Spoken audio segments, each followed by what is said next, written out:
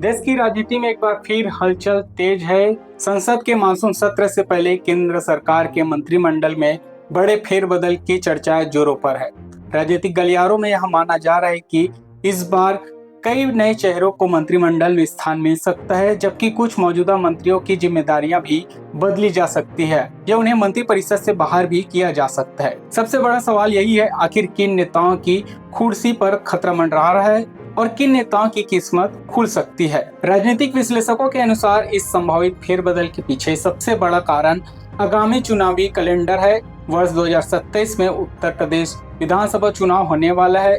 2028 में कई राज्यों में विधानसभा चुनाव प्रस्तावित है और उसके बाद 2029 का लोकसभा चुनाव सामने होगा। ऐसे में भाजपा नेतृत्व सामाजिक, जाति और क्षेत्रीय समीकरणों को ध्यान में रखते हुए अपनी नई टीम तैयार करने की रणनीति पर भी काम कर सकता है। बताया जा रहा है कि मंत्रियों के प्रदर्शन का एनालिसिस किया गया है। मंत्रालयों के कामकाज, विवाद और मंत्रियों की छवि जैसे अनेक पहलुओं की समीक्षा के बाद ही संभावित बदलावों पर विचार किया जा रहा है। चर्चाओं में जिन नामों का सबसे अधिक उल्लेख हो रहा है उनमें केंद्रीय शिक्षा मंत्री धर्मेंद्र प्रधान प्रमुख है। पिछले कुछ वर्षों में उन्हें शिक्षा मंत्रालय से जुड़े कई वाद सामने आए, जिनमें नीट और यूजीसी नेट परीक्षा संबंधी घटनाएं जैसे सीबीएसई मूल्यांकन विवाद था, नई शिक्षा नीति को लेकर उठे प्रश्न शामिल रहे। भाजपा सरकार की काफी किरकिरी हो चुकी है और अब धर्मेंद्र प्रधान की विदाई तय लग रही है। इसी प्रकार हरदीप सिंह पुरी का नाम भी संभावित बदलावों की चर्चाओं में लिया जा रहा है। बढ़ता उम्र, नए चेहरों को मौका देना और एपस्टीन फाइल जाए उनका नाम आना मंत्रिमंडल में उनकी विदाई का मुख्य कारण लग रही है। वही कांग्रेस को छोड़कर भाजपा में शामिल हुए रोनित सिंह बिट्टू लोकसभा चुनाव हार गए। उन्हें राज्यसभा सांसद बनाकर मंत्री पद की जिम्मेदारी दी गई, लेकिन अब वो किसी सदन के सदस्य नहीं है। ऐसे में उन्हें मंत्री पद छोड़ना होगा। पंजाब में चुनाव है और भाजपा पंजाब की राजनीति में उनका बेहतर उपयोग करना चाहती है। वही यूपी बीजेपी के अध्यक्ष बनने के बाद पंकज चौधरी को मंत्री पद की जिम्मेदारी से आजाद किया जा सकता है। वही उत्तर प्रदेश में 2027 के विधानसभा चुनाव है और बीजेपी प्रदेश अध्यक्ष को अतिरिक्त जिम्मेदारी देकर यूपी चुनाव में कोई जोखिम उठाना नहीं चाहती है। इसी प्रकार दिल्ली भाजपा अध्यक्ष हर्ष मल्होत्रा के बारे में भी यही बात कही जा रही है। इसमें जॉर्ज कुरियन का भी नाम संभावित फेरबदल की चर्चाओं में शामिल है।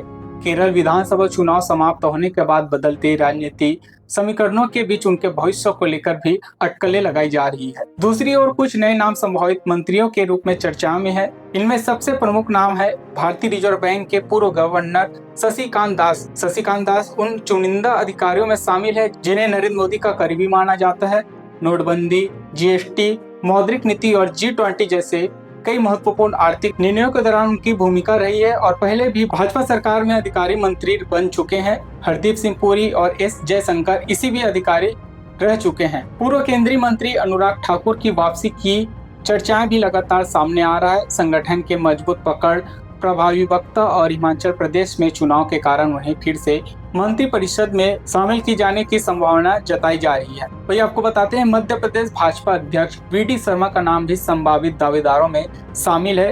वही राष्ट्रीय स्वयंसेवक संघ की पृष्ठभूमि और संगठनात्मक अनुभव के कारण उन्हें भी अवसर मिलने की चर्चाएं तेज है। वही आगे बताते हैं आपको तरुण चुग के संबंध में माना जा रहा है कि पंजाब में भाजपा को मजबूत करने की रणनीति के तहत उन्हें महत्वपूर्ण जिम्मेदारी दी जा सकती है। वही आम आदमी पार्टी के भाजपा में शामिल हुए राघव चड्ढा को भी जल्द ही भाजपा सरकार में मंत्री पद से नवाजा जा सकता है।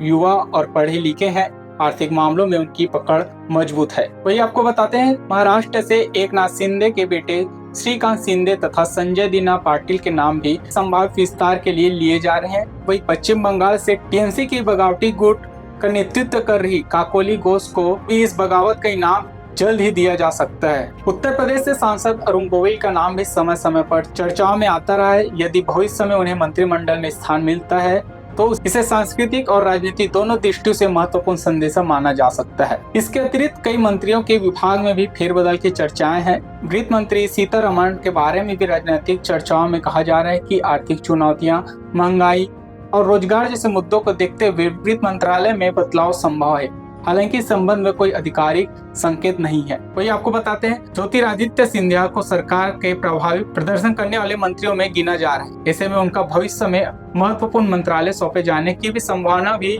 चर्चा हो रही है। यदि आने वाले दिनों में मंत्रिमंडल का विस्तार या फेरबदल होता है तो यह मोदी सरकार के तीसरे कार्यकाल का सबसे बड़ा महत्वपूर्ण और राजनीतिक बदलाव साबित हो सकता है। कौन मंत्रिमंडल में बना रहेगा, किसे नई जिम्मेदारी मिलेगी और किन नए चेहरों की एंट्री होगी, इन सभी सवालों का जवाब आधिकारिक घोषणा के बाद ही स्पष्ट होगा।